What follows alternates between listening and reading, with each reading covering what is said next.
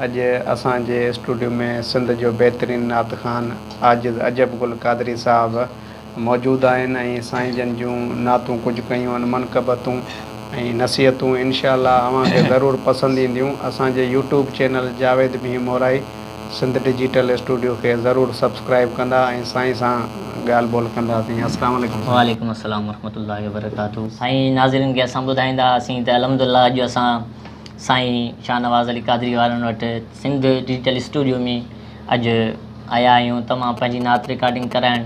इंशाअल्लाह रमज़ान महीनो भलारो महीनो बि अचे पियो, उन जे मुनासिबत सां इंशाअल्लाह हीअ असांजो एल्बम तव्हांखे जल्दी साईं शाहनवाज़ जे इन पर साईं जावेद बिन मोराई जो यूट्यूब जो चैनल आहे, इंशाअल्लाह उन्हनि ते तव्हांखे मुंहिंजो मिली सघंदो। इंशाअल्लाह उन में क़यामत जे हिसाब सां क़ुर पाक जे शान में बि हिकिड़ी जेको कलाम आहे ऐं मुंहिंजे मुर्शिद इंशाअल्लाह पीर साईं पागारे जे मुरीदनि जे लाइ बि ख़ासि तोहफ़ो आहे, उन्हनि जे लाइ बि इंशाअल्लाह तोहफ़ो आहे, उहो बि तव्हांखे इंशाअल्लाह साईं जावेद बिन मोराई जे चैनल ते इंशाअल्लाह मिलंदो।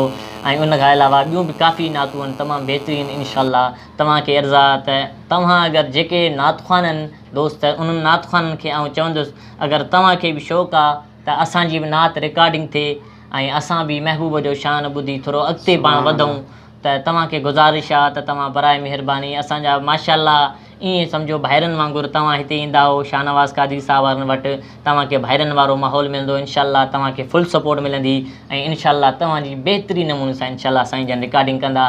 अॼु असां साईं वटि रिकॉर्डिंग कई आहे, असांजी तमामु दिलि घणी ख़ुशि थी आहे ऐं असां दुआ ई करे सघूं था त अलाह साईं हिननि खे अञा बि वधीक तरक़ी अता फ़रमाए।